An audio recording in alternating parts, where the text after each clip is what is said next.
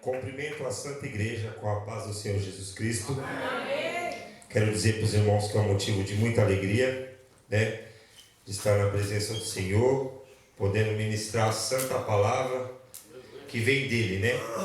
E eu costumo dizer que se os irmãos estiverem esperando algo de mim, eu não tenho nada a oferecer, a não ser a palavra que o Senhor colocou no meu coração e falou comigo.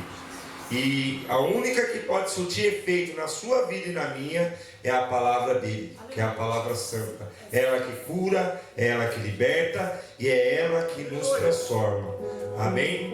Eu costumo dizer que nós somos como um vaso, igual é escrito lá em 2 Coríntios, capítulo 4, que nós somos, por Deus, considerado como um vaso, né? Que muitas das vezes o vaso estando completo, em perfeito estado, ele consegue estar cheio, né? E cheio do quê? Do azeite. O azeite significa a unção de Deus, né? O poder dele sobre as nossas vidas. E por que eu estou falando sobre esse vaso? Porque o único que pode encher esse vaso é Jesus, não sou eu. Então quando eu glorifico e exalto ele, esse vaso ele vai se enchendo. Porque muitas das vezes a gente vem para a igreja e nós saímos daqui até cheio. Só que quando nós estamos lá fora, rapidamente esse vaso está vazio. Porque muitas das vezes esse vaso não está da forma que o Senhor quer. Ele tem lacunas, ele tem trinco, ele tem brechas. E nessas brechas, essa unção que Deus nos traz aqui na igreja acaba esvaziando. Então, nesta noite, o Senhor colocou no meu coração uma palavra que vai fazer vasos sair daqui renovados, através da palavra, porque a palavra é a que cura, e a que liberta, e a que transforma. Amém? Eu queria dividir com os irmãos uma palavra que se encontra no livro de Mateus,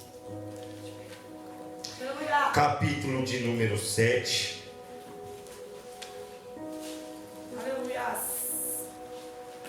Mateus capítulo de número 7, versículo de número 24. Amém. Os irmãos que pudessem, coloquem de pé, só durante a leitura da palavra, em reverência à palavra do Senhor, que ela é santa, ela cura, ela liberta e ela transforma. Amém? Mateus 7, a partir do versículo 24. Que é escrito assim está: assim todo aquele que ouve estas minhas palavras e as pratica será comparado a um homem sábio que construiu a sua casa sobre a rocha. E caiu a chuva, e vieram as enchentes, sopraram os ventos e abateram com violência contra aquela casa, mas ela não caiu, pois tinha seus alicerces na rocha. 27.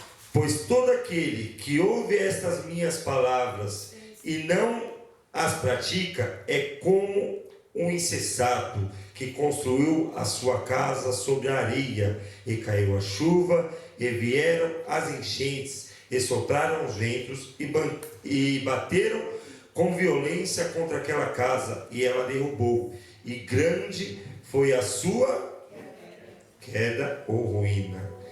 E o Senhor termina dizendo: e aconteceu que, concluindo Jesus este discurso, a multidão se admirou da sua doutrina, porquanto os ensinavam com autoridade e não como os escribas. Amém? Amém. Queria dividir, os irmãos podem se sentar. Queria dividir algo que o Senhor colocou no meu coração. Amém? A respeito desta palavra. É uma palavra muito conhecida, mas porém muito eficaz para a vida do cristão. Hoje essa palavra eu acabo de crer que é só confirmação para o meu coração e para a sua vida. Porque eu tenho até aqui no esboço que eu fiz confirmando. O meu pai, o pastor Marcelo dessa igreja, leu lá no livro de Êxodo 16 que o Senhor é o provedor do maná. E eu coloquei aqui no esboço: quando o diabo vai tentar Jesus após ter jejuado 40 dias o Senhor fala para ele na primeira vez assim, ó. Ele fala assim, ó, se tu és mesmo filho de Deus, transforma essas pedras em pão. Aí o Senhor pegou e falou para ele assim, ó, nem só de pão viverá o homem, mas sim de toda palavra que vem de Deus. O Alexandre, presbítero Alexandre, trouxe uma palavra também que foi confirmação. Hebreus 11, 6, né? Que sem fé é impossível agradar a Deus. E aqui no meu esboço está algo que condiz com isso. O Senhor falando assim lá em Romanos 10, 17. A fé vem pelo ouvir e o ouvir a... Então tudo é através da palavra. A nossa intimidade com Deus, ela flui entre isso, palavra e oração. Por quê? Nós podemos trazer para a nossa vida. Ali tem duas amigas que são desde a infância, né? E como que se funciona um relacionamento? Tem tanto de amigo ou como de conjugal. Você chega próximo da pessoa, você vai escutando o que ela tem a falar, e aí você vai sendo mais íntimo dela, ao ponto de saber o que ela quer, para satisfazer a vontade daquela pessoa, fazer ela mais alegre. E assim também é com o nosso Deus. Nós vamos vendo a palavra dele, e aqui nós vamos vendo o caráter dele, como ele quer, como ele... Porque quantos de vocês já não pegou e presenteou uma pessoa com, vamos supor, com uma flor, e a pessoa não gosta de flor? É porque realmente você não conhecia essa pessoa, você não sabe do que ela gosta. Você não tinha um grau de intimidade ao ponto de estar sabendo do que ela quer, né? E assim é a nossa vida com Deus, né? Quando nós meditamos na palavra, nós conseguimos se alinhar com a vontade dele e fazer tudo aquilo que ele quer para a nossa vida. E não é só isso, tem só uma outra forma de nós falarmos com Deus, que é através da oração. Amém? Então é orando e através da palavra que eu vou conhecer a Deus. E no começo, sem sair da palavra, no começo dessa palavra, o Senhor vai nos dizer que assim todos aqueles que ouvem estas minhas palavras e pratica, será comparado a um homem sábio que construiu a sua casa sobre a rocha. E é sobre essa palavra que o Senhor colocou no meu coração esta noite. É sobre isso que eu vou falar, né? Eu fui pesquisar um pouco e eu aprendi que a Bíblia é o livro mais publicado no mundo. Aqui no Brasil, digamos que se na casa de 100 pessoas, pelo menos 90 tem um livro chamado a Bíblia. É verdade. A Bíblia, ela é composta por diversos livros. 66 livros, entre eles 39 no Velho Testamento e 27 no Novo. A Bíblia ela é dividida entre Antigo e Novo Testamento, tempo da lei e o tempo da graça, é na qual nós estamos vivendo hoje. Tudo isso que eu estou dividindo para a igreja não é para dizer que eu sei ou que eu sou melhor, mas é para que vocês entendam o fundamento dessa palavra. Eu queria que os irmãos colocassem no seu coração um tema nessa palavra e guardassem esse tema. E esse tema vai dizer assim: que a palavra é o alicerce para a minha e a sua vida cristã. Amém. Amém? Graças a Deus. Então, o livro chamado Bíblia, que para muitos é um livro comum, nós como cristãos bem sabemos que é a palavra de Deus, é uma palavra santa. Por que santa? Porque todos os livros que eu falei, os 66 livros, foram escritos por aproximadamente 40 profetas, aproximadamente, em países diferentes, tempos diferentes e por pessoas diferentes, mas porém em harmonia. É o único livro que não contradiz de ponta a ponta. E ele é um livro também, apesar apesar de ser um livro muito conhecido e foi muito impresso, ele é um livro muito perseguido. Para honra e glória do Senhor Jesus Cristo, hoje aqui no Brasil nós temos a liberdade de pregar o Evangelho, de levantar, de falar do amor de Deus sem censura, porque nós temos essa liberdade. Mas em muitos países, este mesmo livro, ou até mesmo as pessoas que estavam falando sobre ele, foram mantidos em cárceres, e esses livros foram queimados em praça pública. Por quê? Porque são livros que confrontam a nossa vida, trazendo verdades, coisas boas. É um livro que fala sobre o pecado, é um livro que fala sobre a justiça, e é um livro também que fala sobre o juízo de Deus. Aleluia.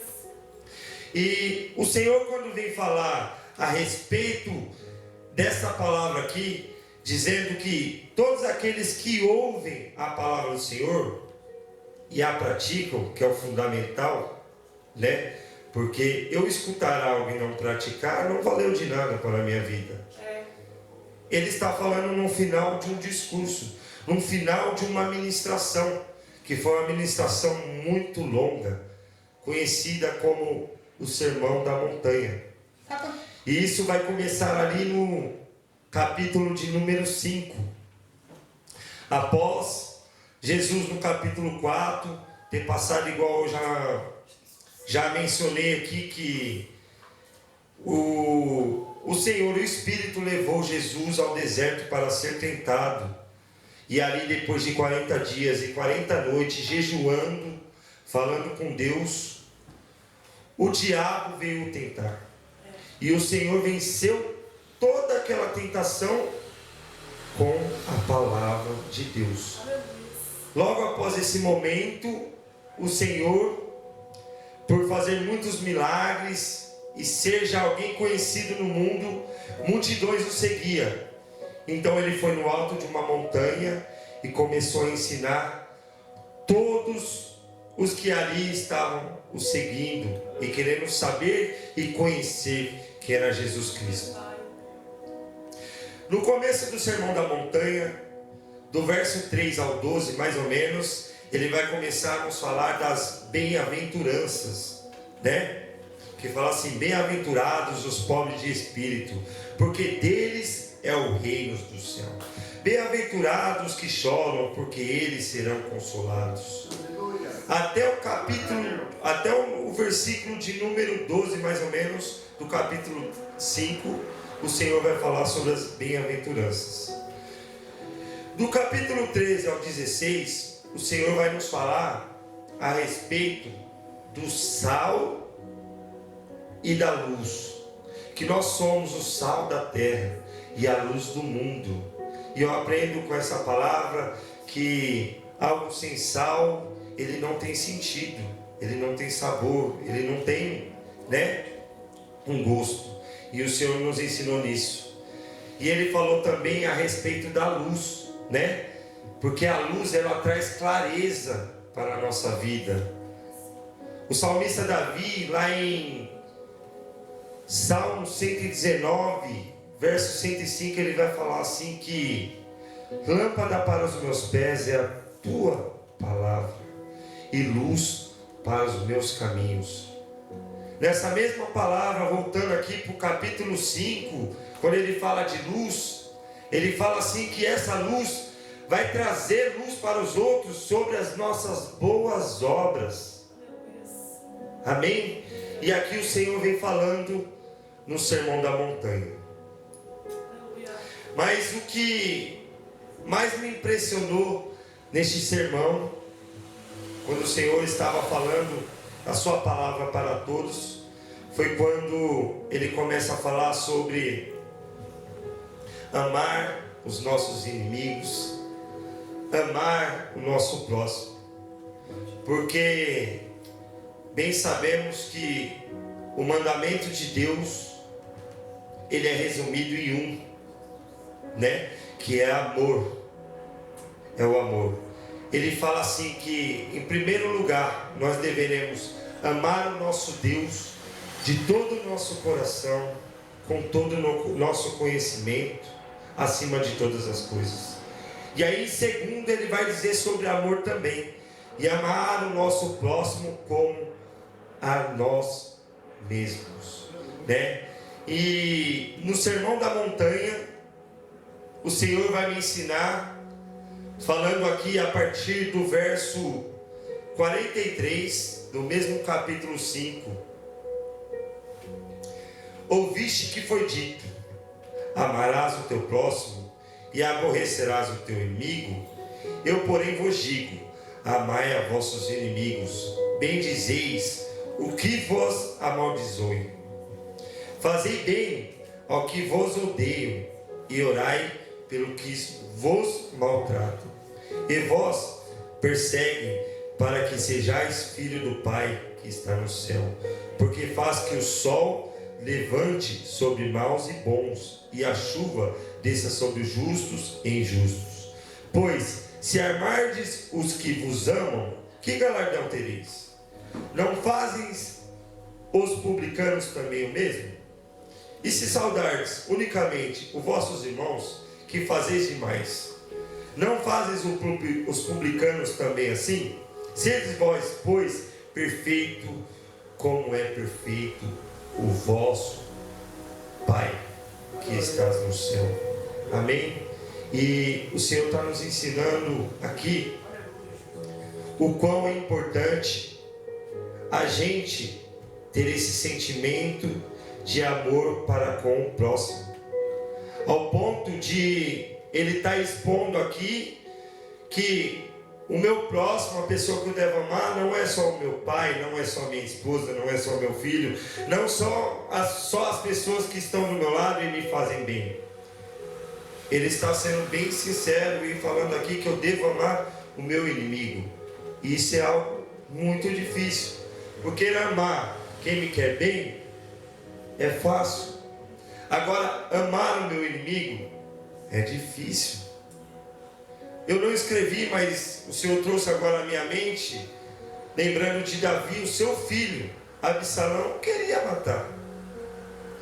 E ele, por ter no coração a essência de Deus, não é à toa que a palavra diz que ele é um homem segundo o coração de Deus, ele não desejou mesmo, porque ele teve a oportunidade de matar Absalão, e nem por isso fez, mesmo sabendo que Absalão, se pegasse ele, iria matar.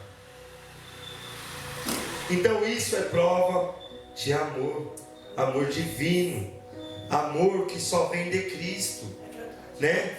Porque eu vim para a igreja colocar um terno bonitinho e dizer que amo, e ver a necessidade do próximo e não fazer algo, isso não é coisa de Deus. Deus está nos ensinando aqui que nós devemos ser prudentes nessa parte. O ID do Evangelho, esses dias nós estávamos ali na clínica de recuperação, fomos adorar o Senhor, representando este corpo da igreja, e ali nós podemos ver o quão maravilhoso é você se doar por vidas que aí para a sociedade são desprezadas. E eu fui uma dessas vidas, porque eu, quando estava lá fora, caído, dias sem comer, usando crack, as pessoas, quando me via na rua não sendo da família, não dava a mínima, poderia até ter nojo de mim. Mas para a honra e glória do Senhor, o Senhor levantou uma nação que se comove com isso. Uma nação que está de pé para falar: ó, existe um Deus que tem uma saída para a sua e para a minha vida. E é só Deus quem liberta. Porque se não fosse Ele, eu não estaria aqui. Eu louvo a Deus muito pela vida da igreja, pela vida da minha família. Mas eu sei também que teve que ter uma posição na minha vida. E tudo é assim. A vida é feita de escolhas, né? A vida é feita de decisões. Até mesmo quando eu decido não decidir, ficar parado, eu já decidi. Então a decisão é minha e é sua. É o Senhor falando conosco. E continuando esse sermão, o Senhor falando a respeito de para com o próximo, né? O Senhor trouxe uma palavra no meu coração também, muito forte, falando a respeito de perdão. Quando ele fala lá em Mateus 5, 23: assim sendo, se trouxeres a tua oferta ao altar e te lembrares de que teu irmão tem alguma coisa contra ti, deixa ali diante do altar a tua oferta e vai reconciliar-te primeiro com teu irmão, e depois vem e apresenta a tua oferta. Muitas das vezes a gente vê pessoas sendo enganadas por aí. O pastor Marcelo acabou de ilustrar algo hoje, nesta noite, quando ministrou a respeito dos dízimos e oferta, que tem muitas pessoas sendo enganadas por aí, mas é justamente por isso, por não conhecer a palavra, né? Porque o Senhor está falando aqui, nesse texto que eu acabei de ler, o 23 e o 24, que não é de qualquer forma que o Senhor está recebendo a nossa oferta. A igreja vai aceitar? A igreja vai guardar? Sim, a igreja precisa. Mas isso não vai trazer benefício para a sua alma. Vocês não estão fazendo correto, eu não estou fazendo correto. A gente tem que estar com o coração limpo, né? A gente tem que estar verdadeiramente liberto de tudo aquilo que nos afasta de Deus. Por isso que o Senhor foi bem sincero em falar isso. Falou, se você vai trazer alguma oferta e você lembrou que você está com alguma coisa errada, que seja o quê? Um mal com o seu irmão, alguma ira, alguma coisa, vai lá e peça perdão a ele, e depois você vem aqui e oferta. E aí essa oferta, eu acredito que vai chegar suave às narinas do Senhor, e o seu celeiro irá se multiplicar, porque isso é consequência, né? O que nós plantamos, nós iremos colher. É lei da semeadura. Se plantamos morango, não vamos colher abacate, vai ser morango. Então aquilo que nós plantamos, nós vamos colher.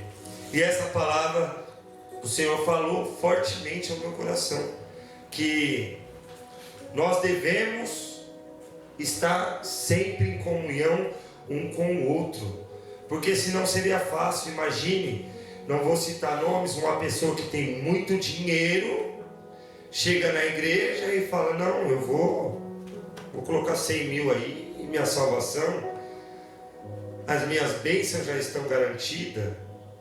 Não tem como. Nós estamos num mundo aí que teve a Covid e nos ensinou a verdade sobre isso, que uma das pessoas que Deus o tem, eu não conhecia a vida dele, não estudei sobre ele, mas o dono do Banco Santander, se eu não me engano, tinha muito dinheiro, mas durante a Covid o seu dinheiro não assegurou a sua vida, né? O seu dinheiro não vai, aqui para esse momento da terra não conseguiu guardar ele, né? E então eu aprendo através dessa palavra que tem coisas que só Deus pode nos proporcionar. E aí acaba o capítulo de número 5 e vai começar o 6, que continua o sermão da montanha. Que o Senhor vai falar assim no começo a respeito do jejum. Que quando nós jejuarmos, não é para se mostrar para ninguém. Estou sendo bem claro nas minhas palavras. Que quando nós jejuarmos, isso daí é algo para matarmos a nossa carne e fortalecemos o Espírito. Isso é algo entre nós e Deus. E Deus nos fortalece. Amém?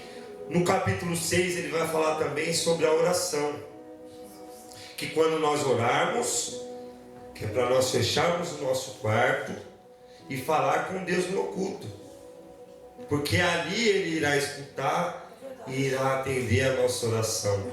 Porque muitas das vezes, orar em comunidade, orar a igreja toda, está correto em um propósito. Mas tem coisas na nossa vida que é somente nós e Deus, né? Que é no secreto.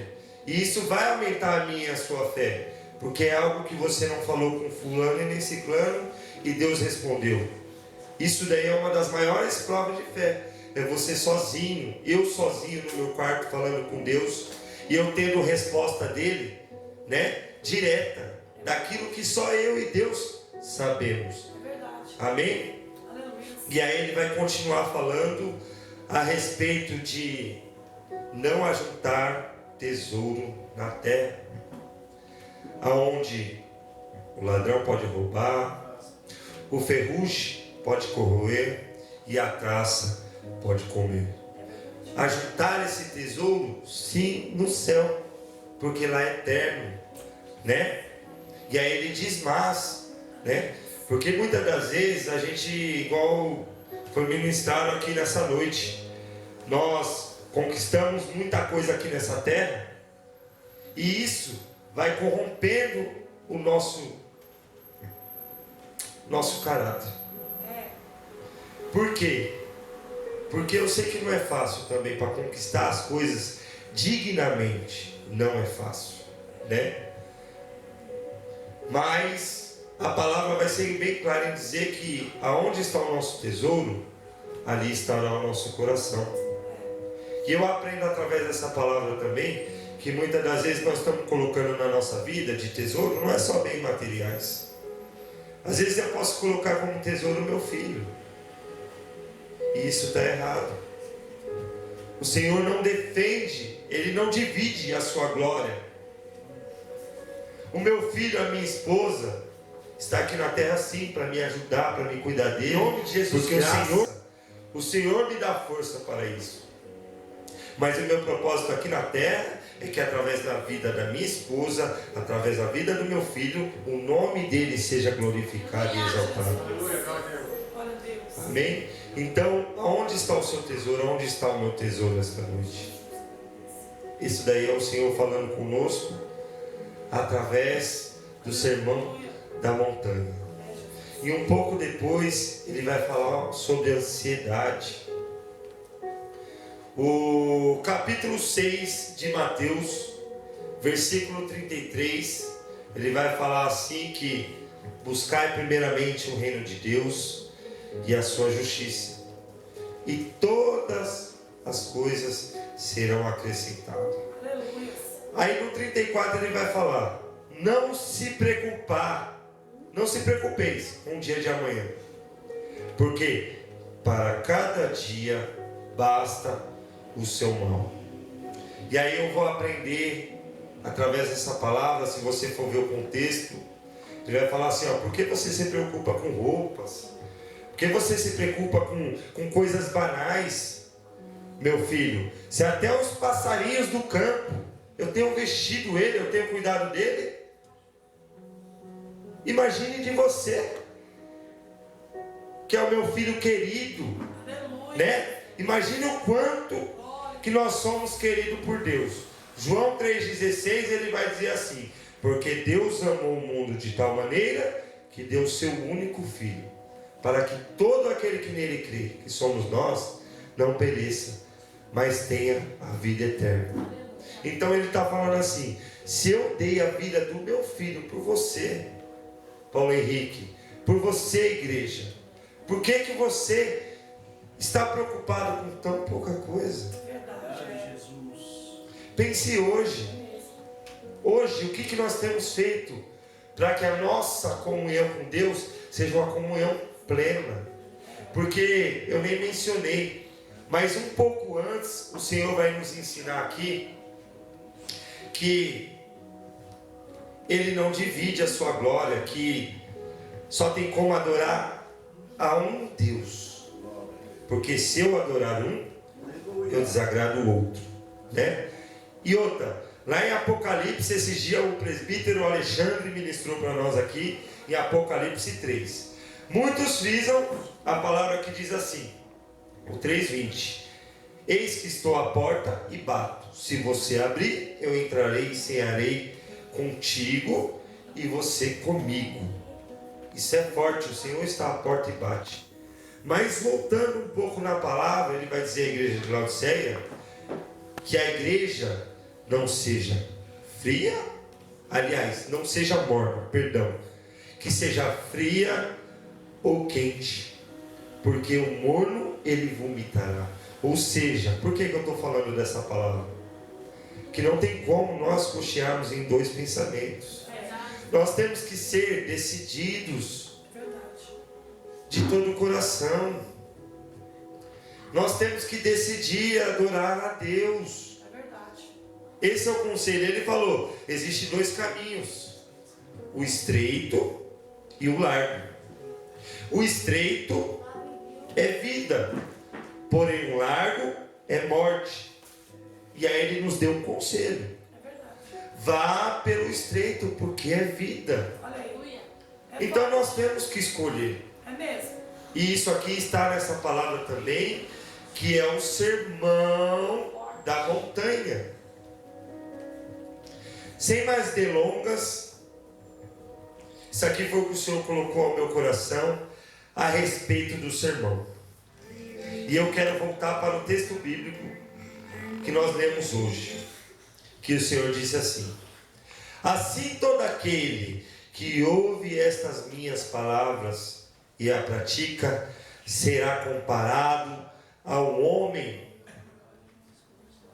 sábio que construiu a sua casa sobre a rocha, e caiu a chuva, e vieram as enchentes, sopraram os ventos e bateram com violência contra aquela casa, mas ela não caiu, pois tinha seus alicerces na rocha. Aleluia. Glória.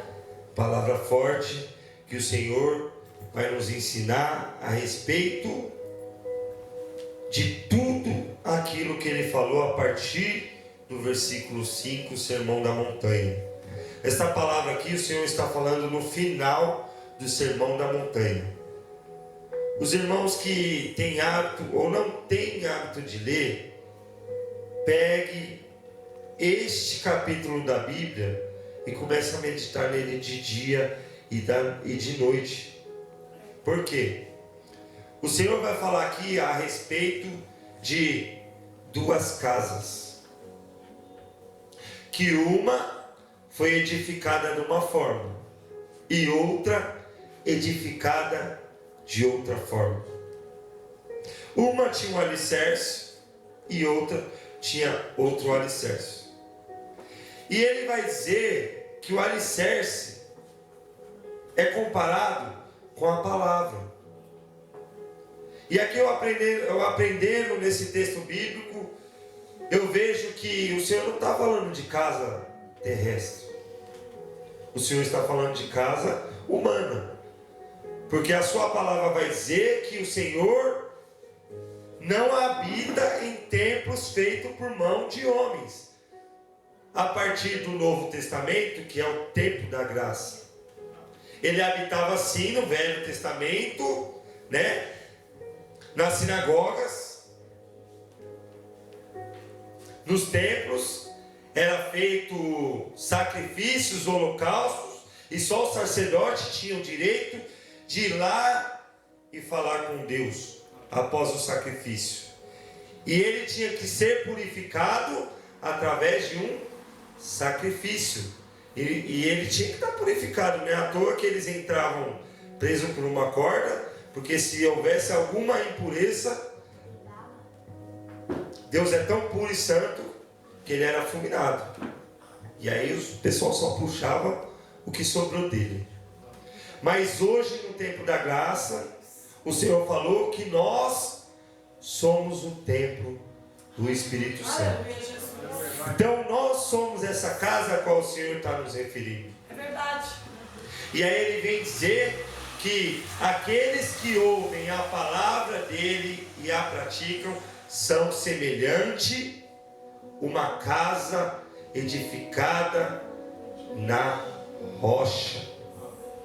Os que ouvem essa palavra. E aí ele vai dizer também que aqueles que podem até ter ouvido essa palavra, mas não pratica, são semelhantes a uma casa que foi edificada na areia. Contudo, nós aprendemos nesse texto que duas casas realmente foram edificadas.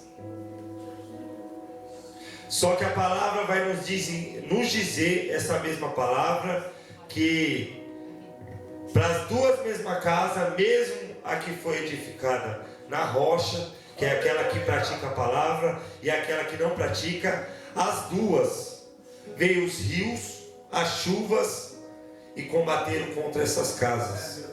Só que houve uma diferença. A casa que estava alicerçada na palavra, que estava praticando, essa continuou de pé. E aquela casa que até poderia ter ouvido a palavra do Senhor, só que não está praticando ou não praticou, essa casa teve uma queda grande. Meu Deus. E agora, trazendo para nossas vidas, nós podemos ter a conclusão que, independente de como está essa casa, como está a minha vida ou está a sua, a chuva vai vir, os ventos vão vir, e aí vai depender de onde nós estamos alicerçados para continuarmos em pé.